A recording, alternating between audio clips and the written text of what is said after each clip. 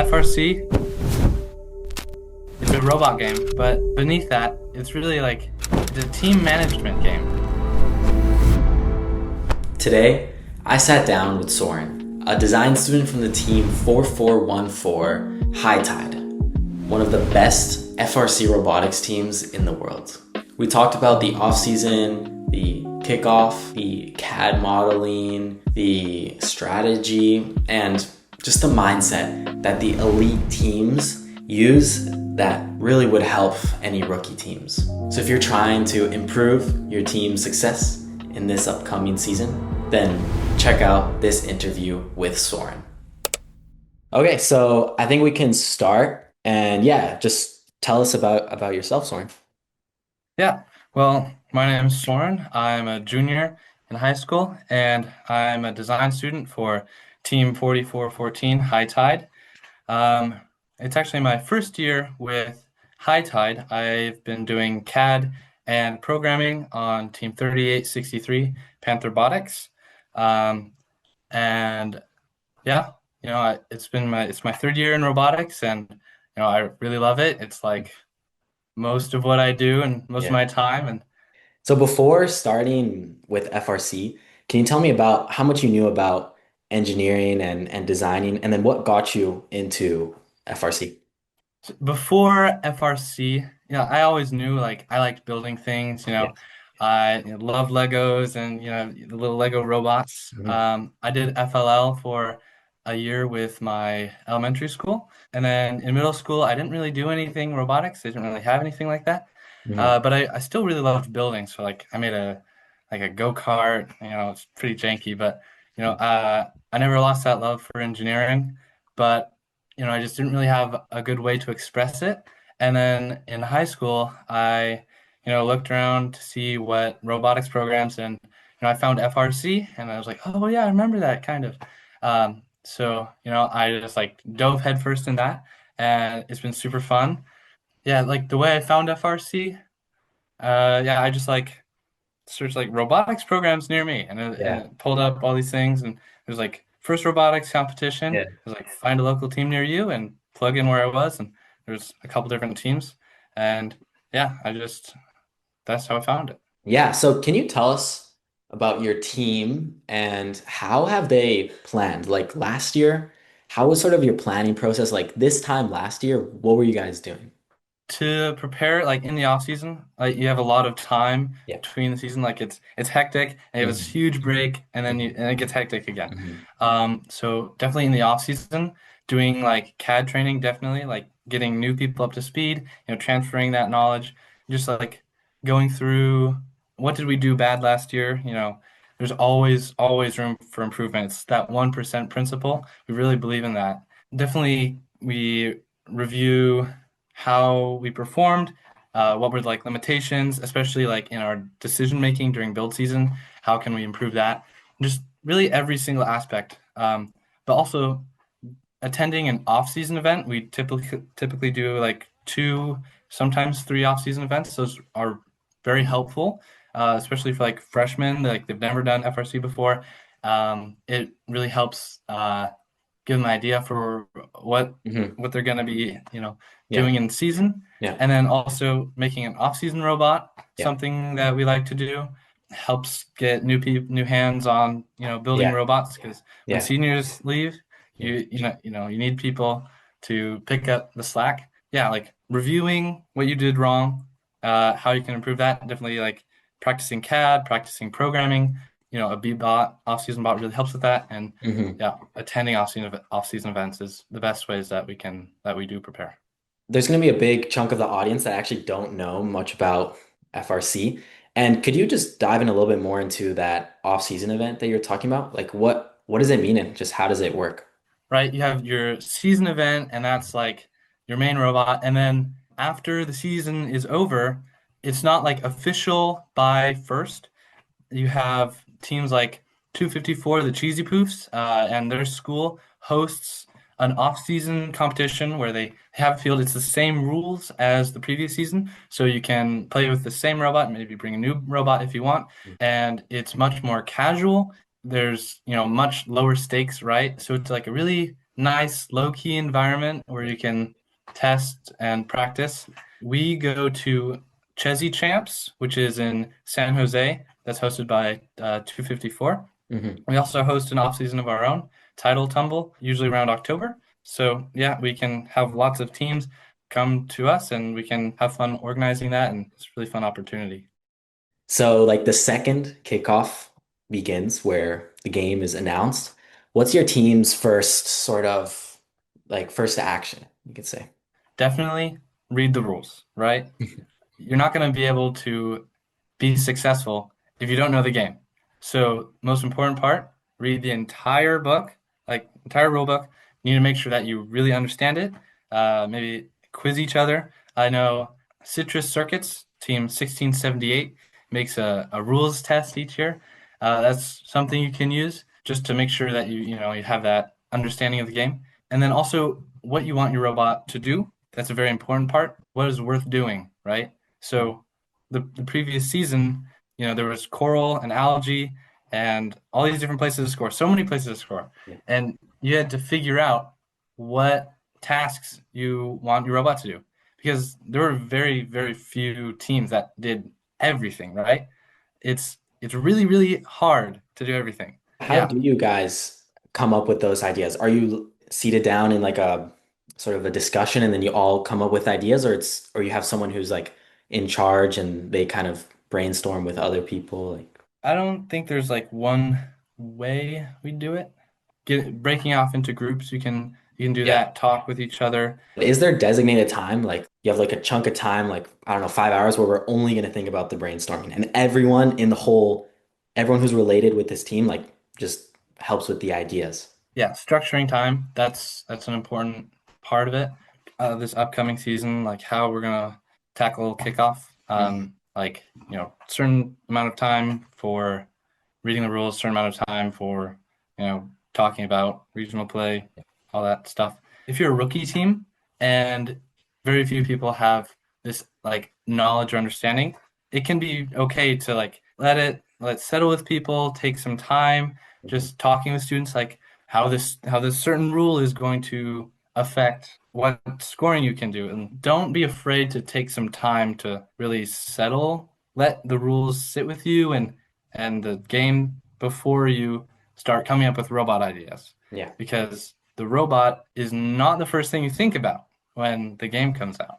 That's Okay. after you've figured out all these other supplemental things, Mhm. then you think about the robot.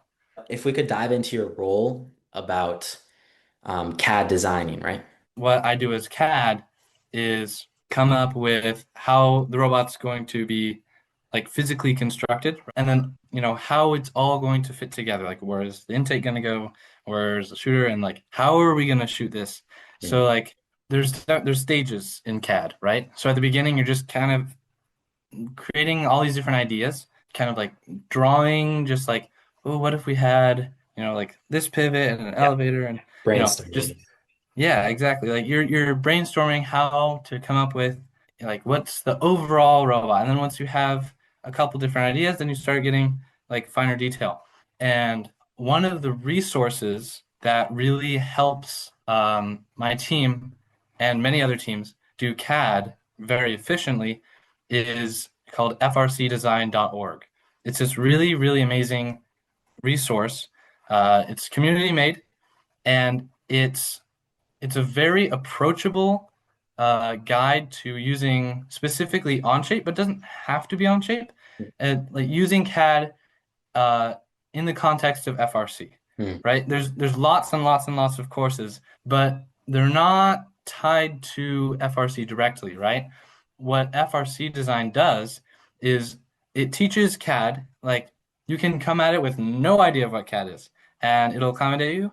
You can already know what CAD is, but never really done it before, or you've done like Fusion or SolidWorks, and it like takes anyone from any level, and then it has all these exercises where you're learning sketches and extruding. You're extruding box tube on a robot structure. So it's really you can see how it connects, and more importantly, the workflow that it teaches you is very, very refined, right? It's one of the big challenges of CAD is figuring out, how do I go from this idea to like a layout to actually having parts. So what FRC design does is it fills that gap. It teaches you like here's where you start, right? You have your layout sketch. Here's how you do like roller positions. Here's how you sketch belts, and it teaches you just like from that base level. Then like here's how you do plates. Here's how you do tubes.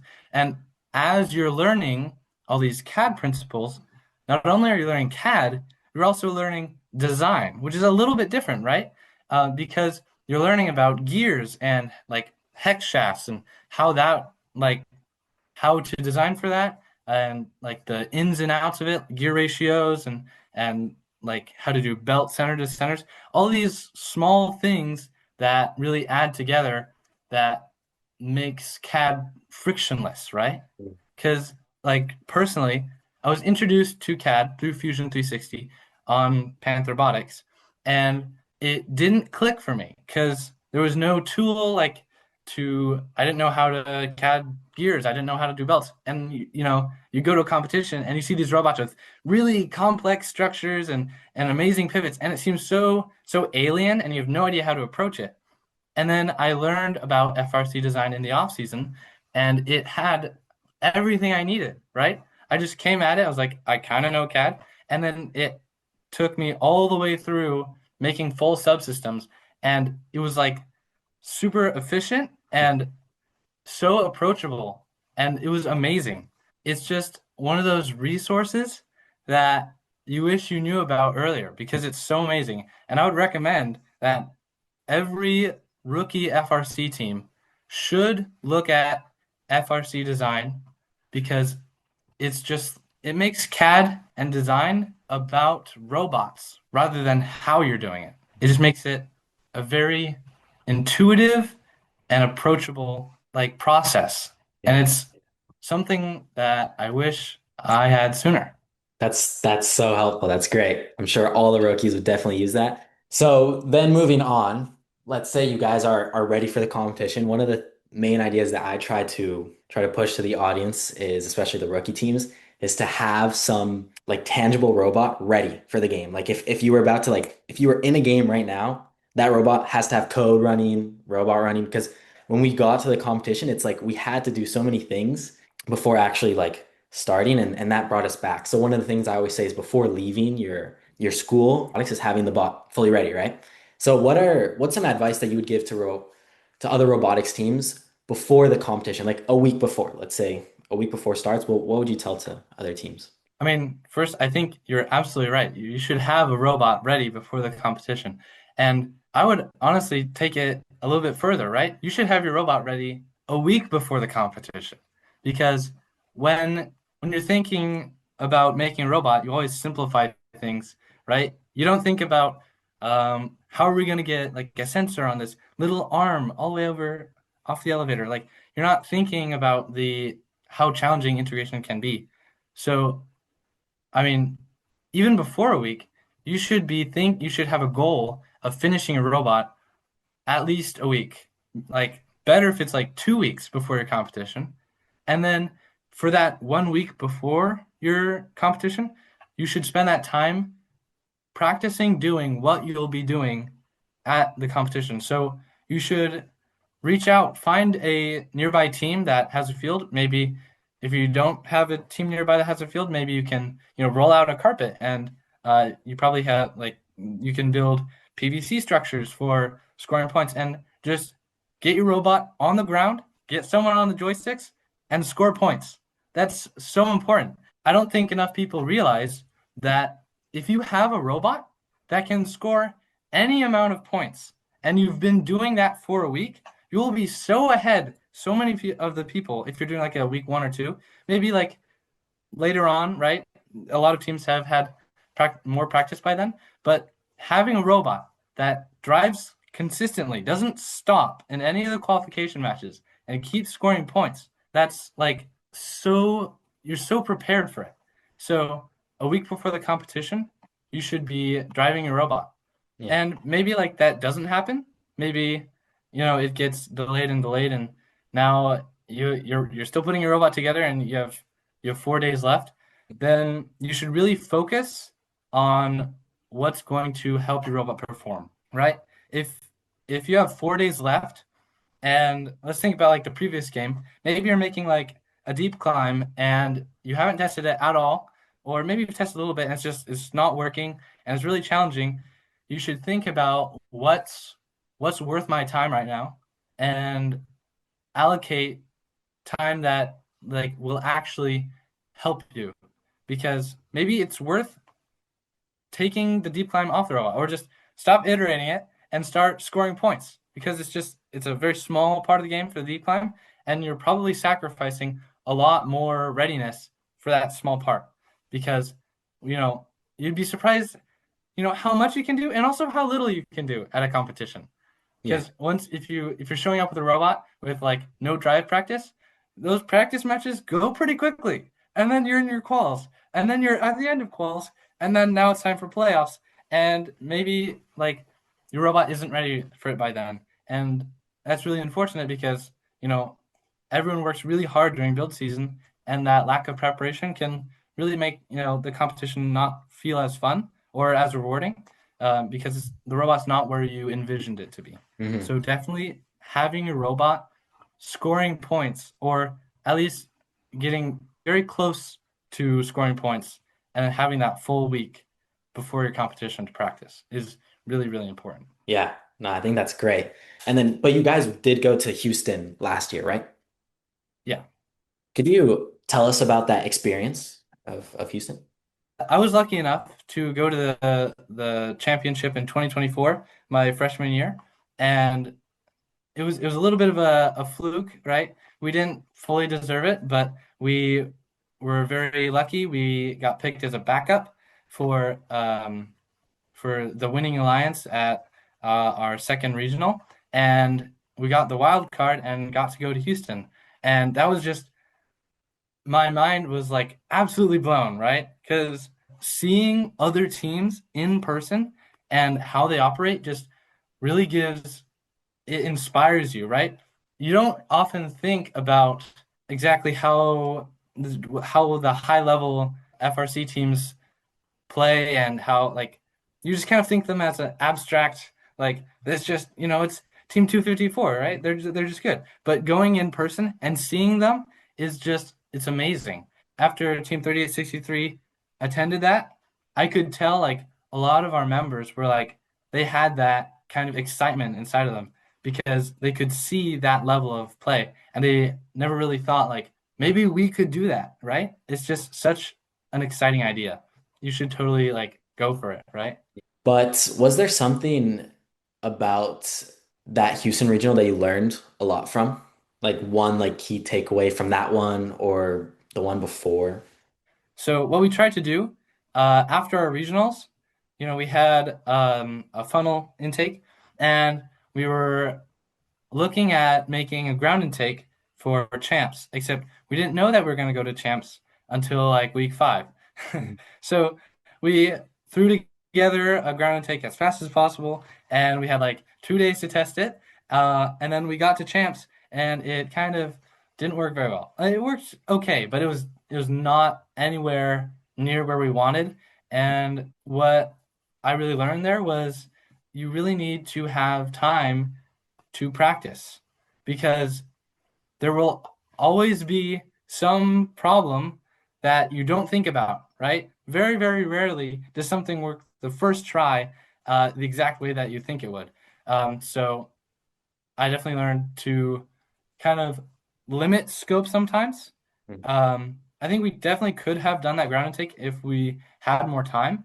Yeah. But you should be able to, look at how much time you have and figure out, should we go this route? Should we not? And oftentimes, uh, you have less time than you think. Yeah, I totally agree with that. I think it's like a really big balance of really realizing how much time you actually have. Like even though you have like 3 weeks, if your team only spends like 4 hours a week, right? You're gonna overestimate the amount of time that you have, and then the day competition comes, you're like, oh no, well, where did all the time go, right? Absolutely, So yeah. that was Big issue that we dealt with as well. And I was wondering if you could maybe touch upon like the team dynamics and how you've seen that play out and what you kind of recommend for teams like rookie teams, like how they should sort of manage themselves. I think, oftentimes off FRC, it's a robot game, but beneath that, it's really like it's a team management game. Um, Not everyone is like managing teams, of course, but your how well your robot comes out, it takes a lot of knowledge, but it also takes a lot of coordination than you typically like expect. So, one of the really good resources for like team organization, there is a workshop by Team 1678 about setting team goals, something that you don't really think about very much, right? And it's a really great presentation.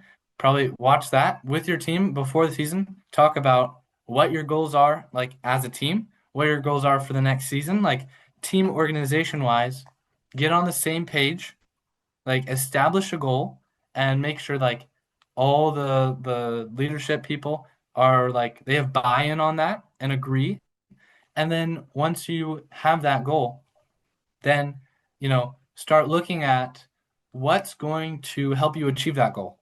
As a program, look at what are your limitations, what can you do better, what's going to help you achieve those goals, and then do it, right? And that also takes a lot of time, right? So in the off season, like you should be meeting, right? Maybe sometimes there's limitations and you can't, but try as best you can to meet at least somewhat during the off season to be able to make those changes and improvements to be able to meet your goals. To add on what you were saying about the goals, if a team, let's say a team's goal is to get into Worlds and they're a rookie team and it's definitely possible, do you think it's good to also have sort of smaller incremental goals? Definitely, right? And that's part of figuring out what you need to accomplish your overall goal. Yeah, like that's definitely an important part. Figuring out, like for like your example, if you're a rookie team and you want to go to the world championship, maybe a sub goal would be how do we teach programming in the off season? That's a very important thing.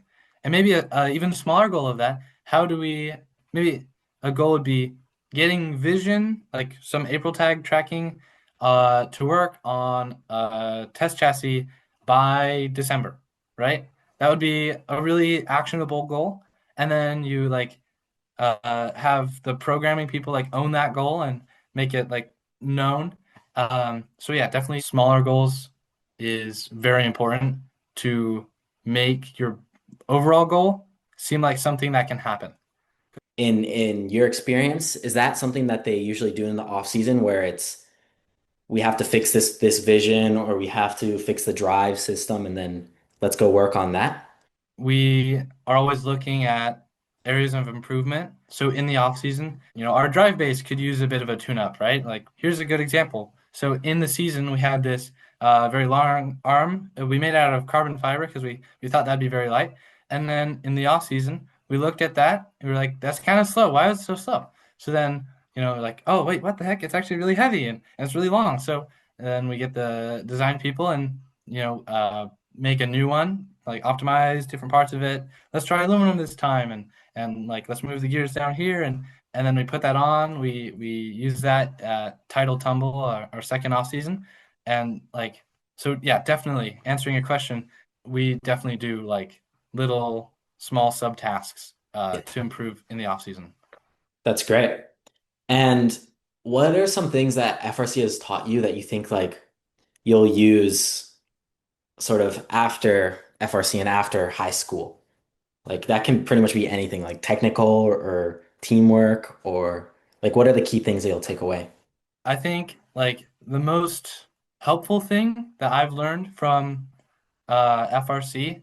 It's not technical training and things I've learned, although that's helpful.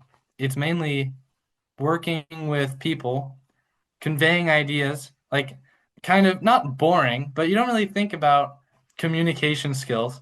But in FRC, that's like taught me so much of like how to be proactive, like take initiative, communicate with other people, your ideas, and also, what you are looking to do, like proposing, like, oh, we should do this in the off season.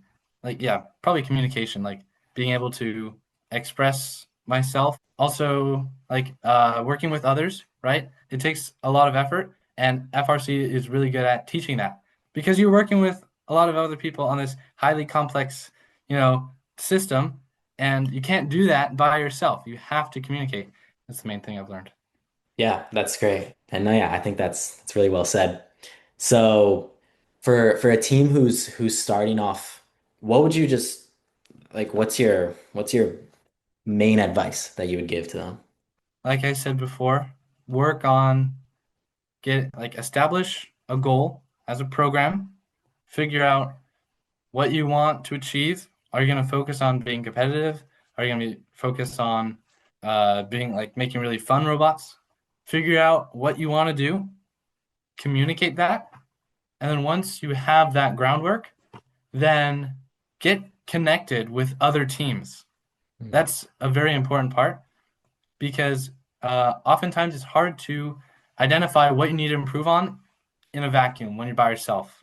So connect with others. There's like, the main FRC Discord. There's Chief Delphi, local teams near you. Maybe like take a shop tour. Ask them, how they do this process, how they do that. Being connected is very important because without the feedback and being exposed to other teams, it's going to be very difficult to identify what you need to do better. Don't be afraid to ask, other teams for help. Don't be afraid to look around and find those resources because like FRC it's a very inclusive community and other teams are often very, very like excited to help others. Leverage resources available to you and always focus on improvement, right? I don't know everything. There's no silver bullet, but if you're passionate about robotics, there's you can probably do a lot more than you think. Hmm. So that'd be my advice. That's perfect. I think that's a great way to end this chat, Soren. I really do thank you, honestly. Thank Um, you. and it helps me and our team for sure, because we definitely need help. So that was very helpful. So thank you once again. Nice. Okay. All right. So Thank you thank you so so much. much. Yeah. And Yeah. have a great season. You too. All Yeah. All right. right. Have a good one. You too.